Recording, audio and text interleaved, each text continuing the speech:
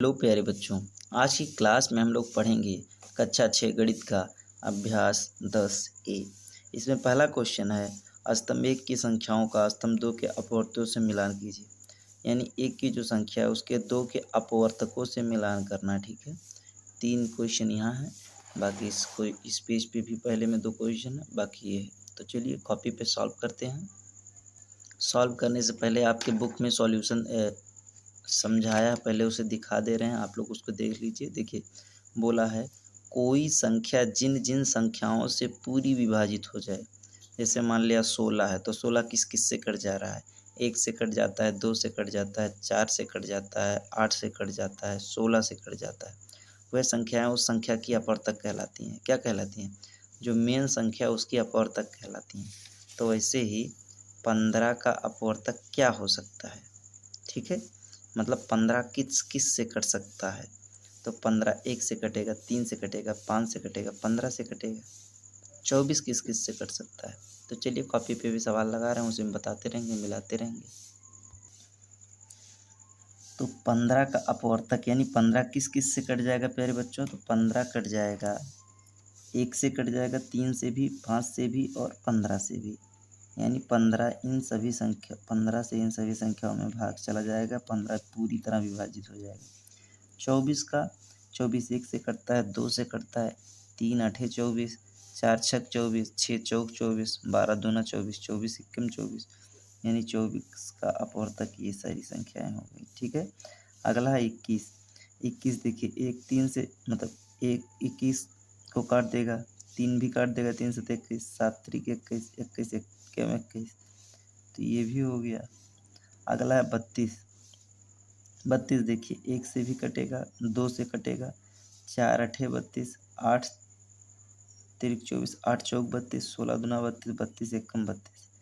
ठीक है, अब लास्ट वाला जो बचा इससे मिला दें, ये भी देखेंगे, वही फॉलो करेगा नियम। 1 से भी कटेगा, 2 से भी, 3 से भी कटेगा, 4 से भी कटेगा, 6 से भी कटेगा, 9 से भी कटेगा, 12 से भी, 18 से भी, 36 से भी। तो पहला क्वेश्चन अपना सॉल्व हो गया। चलिए चलते हैं दूसरे क्वेश्चन पर। दूसरा क्वेश्चन बोला है प्यारे बच्चों, निम्नांकित संख्याओं के प्रथम 5 गुणज लिखिए। गुणज यानी मल्टीपल लिखना है। तो चलिए कॉपी पे बता रहे हैं। तो इन सबके गुणज लिखना है, मैं अंगा तक लिख दिया हूँ, लेकिन 4 ही क्वेश्चन है घा में। तो प्यारे बच्चों, अपवर्तक में देख रहे थे कि कौन सी संख्या किन किन से कट जा रही है। ठीक है, गुणज का मतलब इसके गुणज लिखना, आगे के 5 गुणज लिखना है। देखिए कैसे। तो पहला गुणज तो इसका क्या होगा?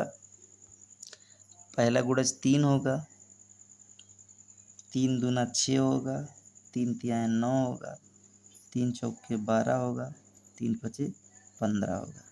यानी इनका पहाड़ा लिख देना है। ठीक है, यानी 3 का गुणज 3 है, 3 का गुणज 6 है, मतलब गुणा करने पे 3 में ये आएगा, 3 में 2 का गुणा कर देंगे आएगा, 3 में 3 का गुणा कर देंगे आएगा। ऐसे ही इसका तो 4 होगा, 4 दूना 8 होगा, 4 तिया 12 होगा, 4 चौके 16 होगा, 4 पंचे 20 होगा। ऐसे ही 5 इक्कम 5 होगा, 5 दूना 10 होगा, 5 तिया 15 होगा, 5 चौके 20 होगा, 5 बचे 25 होगा। ठीक है, ऐसे ही 9 का 9 होगा, 9 दूना 18 होगा, 9 तिरिक 27 होगा, 9 चौक 36 होगा, और सॉरी 9 तिरिक 27, 9 और 9 पचे 45 होगा। ठीक है, ये सब इसके गुणज है। चलिए चलते हैं अपने तीसरे क्वेश्चन पर। तीसरा क्वेश्चन है प्यारे बच्चों, स्तंभ 1 की संख्याओं का स्तंभ 2 की संख्याओं से मिलान कीजिए। चलिए सॉल्व करते हैं। तो चलिए इसका मिलान कर लेते हैं। 15 15 क्या है प्यारे बच्चों? तो 15 30 का अपवर्तक है, यानी 30 में 15 का भाग चला जाएगा। ठीक है, 20 क्या है? 20 का अपवर्तक है, 20 में भी 20 का भाग चला जाता है। 16 क्या है? 16 8 का गुणज है, 8 के पहाड़ा में 16 आता है ना, तो 16 8 का गुणज है। 25 क्या है? 25 50 का अपवर्तक है, 50 में 25 का भाग चला जाता है। 35 क्या है? 35 7 का गुणज है, 7 का पहाड़ा 35 बार, मतलब सॉरी 35 बार नहीं, 7 का गुणज है ये, 7 पचे 35 होता है, यानी गुणा 5 बार गुणा करेंगे तो ये आ जाएगा। ठीक है, चलिए चौथे क्वेश्चन पे चलते हैं। चौथा क्वेश्चन है प्यारे बच्चों, देखिए कह रहा है 7 के सभी अपवर्त ज्ञात कीजिए जो 100 से कम हो। तो 7 का अपवर्त 7 होगा, 14 होगा, ठीक है, और क्या क्या होगा, चलिए कॉपी पे बता रहे हैं समझाते हुए, ठीक है ना। अब प्यारे बच्चों चौथा क्वेश्चन सॉल्व करने से पहले अपवर्त और अपवर्तक में अंतर जानना जरूरी है। कह रहा है 7 के सभी अपवर्त लिखिए, मतलब वो सभी संख्याएं लिखना है 100 से जो कम है, जो 7 से कट जाएं। जैसे 14 7 से कट जाता है, 21 7 से कट जाता है, ऐसे। लेकिन कहीं पूछ लेता कि 7 के अपवर्तक लिखिए, तो केवल 7 का एक ही दो ही अपवर्तक होता, एक 1 होता और एक 7 होता, ठीक है। चौथा का अपवर्तक लिखने कहता तो 1 होता, 7 होता, 14 होता, लेकिन अपवर्त कह रहा है, मतलब 1 से लेके 100 तक के बीच में 7 कितनी कितनी संख्याओं को काट सकता है, ठीक है। तो 7 के अपवर्त चलिए लिखते हैं। 7 का अपवर्त होगा प्यारे बच्चों 7, 14, 21, 28, 35, 42, 49, 56, 63, 70, 77, 77 और 7,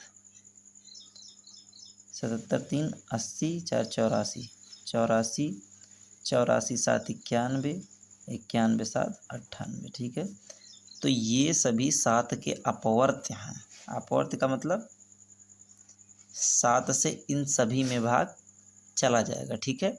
अपवर्तक अगर पूछ लेता 7 का अपवर्तक बताओ, तो 7 किस किस से कट जा रहा है ये मैटर करता है, यानी 7 1 से कटता है, 7 से कटता है। लेकिन अपवर्त कह रहा है मतलब 7 किन किन संख्याओं को काट सकता है, लेकिन कंडीशन रखा है कि 100 से कम नहीं, तो 7 तो ऐसे हजारों संख्याओं को काट सकता है, ठीक है। चलिए चलते हैं अपने 5वें क्वेश्चन पर। कह रहा है 496 के सभी अपवर्तकों को लिखिए और दिखाइए कि यह एक संपूर्ण संख्या है। तो पहले 496 के सभी संपूर्ण मतलब सभी अपवर्तक लिख ले रहे हैं, फिर बता रहे हैं संपूर्ण संख्या है कि नहीं। तो ये 496 1 से कटेगा, 4 से कटेगा, 2 और 3 सॉरी 2 से भी कटेगा, 2 से कटेगा, 4 से कटेगा, 3 से नहीं कटेगा। देखिए 9 6 15 4 19 होता है, ठीक है। 4 के बाद 8 से कटेगा, 8 के बाद 31 16 से भी कटेगा, 16 के बाद 31 से कटेगा, 31 के बाद 62 से कटेगा, 62 के बाद 124 से कटेगा, 124 के बाद 248 से भी कटेगा, 248 के बाद खुद से भी कटेगा 996। कह रहा बताइए कि संपूर्ण संख्या है कि नहीं। तो इन संख्याओं को जोड़ लें, अगर इसका दूना आ जाए तो जान लो संपूर्ण संख्या है, ठीक है। तो जोड़ लेते हैं। देखिए 2 1 3 4 7 8 15, 15 और 16 31, 31 दूना 62, 62 और 62 124, 124 और 124 248, 248 248 2 2 400, 48 48 96, 496 और 496 496 4 4 800 और इसको 100 मान लें तो 1000 हो गया, उसमें से 8 घटा दें, ठीक है। तो 1000 में से 8 घटा देंगे तो 992 हो जाएगा। क्या हो जाएगा? 992 हो जाएगा। तो क्या 992 446 का दूना है? 400 अभी आपको समझा दें, 496 का दूना है। तो 2 छक्के 12, 2 9 18 1 19 और 2 चौका 8 1 9, हाँ दूना है। अभी देखिए आपके बुक में यहाँ बहुत अच्छे से समझाया, यही देख के मैं आपको समझा दे रहा हूँ, वैसे बताऊँगा तो हो सकता है आपको कम समझ में आए। देखिए संपूर्ण संख्याएं क्या होती हैं, जैसे 6 के सभी अपवर्तक क्या हैं? 1 2 3 और 6 हैं। इनका योगफल अगर इनको जोड़ लें, 1 2 3 और 6 को जोड़ लें तो 1 2 3 3 6 और 6 12, 12 आया, जो 6 का दूना है, जो 6 संख्या में मिला था उसका दूना है। इसी प्रकार 28 के सभी वर्तक क्या हैं? 1 2 4 7 8 14 28 हैं। तो इन सभी को जोड़ लेंगे तो आएगा 56, जो कि 28 का दूना है। यहाँ हम देखते हैं कि 6 और 28 के सभी अपवर्तकों का योगफल 6 और 28 का दूना है। तो वैसे ही हम लोग 496 का निकाले हैं, तो उसके अपवर्तकों का योगफल 496 का दूना है। अतः 28 6 और 28 संपूर्ण संख्या है। इसी प्रकार हम कह सकते हैं, हम भी कह सकते हैं कि 496 संपूर्ण संख्या है। ठीक है, तो ऐसे लिख लेंगे, अपवर्तकों का योगफल 496 का दूना है या दो गुना है, इसलिए 496 संपूर्ण संख्या है। ठीक है, चलिए चलते हैं अपने छठे नंबर क्वेश्चन पे। और छठे नंबर का क्वेश्चन जो है फिलिंग द ब्लैंक्स है। ठीक है, हमको भरना है। तो चलिए, इसमें कह रहा है, आप लोग समझते चलिए, मैं बताते चल रहा हूँ। देखिए, कह रहा है रिक्त स्थानों की पूर्ति कीजिए। ठीक है, इसमें पहला क्वेश्चन है, प्रत्येक संख्या की होता है। ठीक है, की जगह पे तो यहाँ का होना चाहिए। प्रत्येक संख्या स्वयं का अपवर्तक होता है। ठीक है, खुद का अपवर्तक होता है। तो पहले में भरेंगे स्वयं। अरे भाई, खुद से तो कटेगा ना, तो का में दो भराना है, एक में रहेगा स्वयं, क्या रहेगा, स्वयं, और उसी का अपवर्तक होता है। क्या होता है, स्वयं का अपवर्तक होता है। अभी खा वाला देखते हैं। खा वाला कह रहा है प्यारे बच्चों, देखिए, प्रत्येक संख्या का पूर्ण विभाजक उसका मतलब अपवर्तक होता है। सिंपल सी बात है, अगर कोई संख्या, प्रत्येक संख्या का पूर्ण विभाजक उसका क्या होता है, अपवर्तक होता है, उसी से तो कटेगा। तो क्या भरेंगे,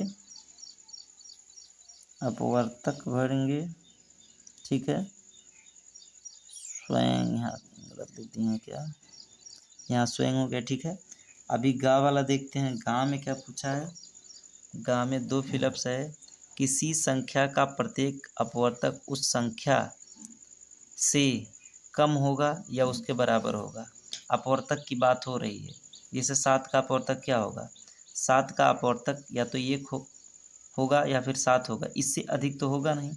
हाँ, कह देता कि 7 का अपवर्त्य बताइए। अपवर्त्य मतलब 7 किस किस से कट रहा है, मतलब किस किस संख्या को 7 काट सकता है। लेकिन इसमें पूछ रहा है कि अपवर्तक, तो अपवर्तक का मतलब या तो वो संख्या खुद रहेगी या उससे कम रहेगा, उससे अधिक नहीं रहेगा। तो गा में क्या भरा जाएगा, गा में भरा जाएगा उस संख्या से कम होता है या बराबर। ठीक है, अभी घा देख लेते हैं। घा क्वेश्चन है प्यारे बच्चों चौथा, जिसको है, प्रत्येक संख्या अपने अपवर्तक का एक होती है, अपवर्त्य होती है। ठीक है, प्रत्येक संख्या अपने अपवर्तक का एक अपवर्त्य होती है, मतलब खुद से तो कटेगा ना, सिंपल सी बात है। तो यहाँ भरा जाएगा अपवर्त्य। क्या भरा जाएगा, अपवर्त्य,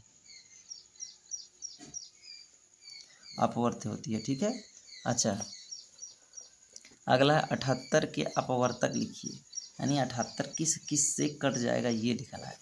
तो चलिए लिखते हैं, साइड में रख देते हैं इसको।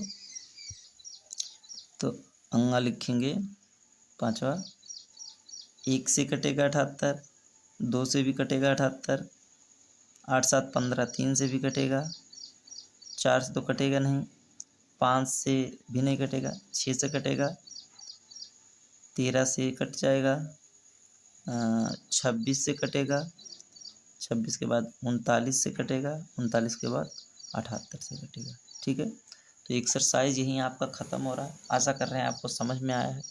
जहाँ भी आपको कन्फ्यूजन लगे आप मैसेज करके फिर से समझ सकते हैं, पूछ सकते हैं। मैं उसको या तो मैसेज में ही रिप्लाई दूंगा, नहीं तो फिर अगली वीडियो में आपको एक्सप्लेन करूँगा। आपका काम है पढ़ना, मन से पढ़ते रहिए।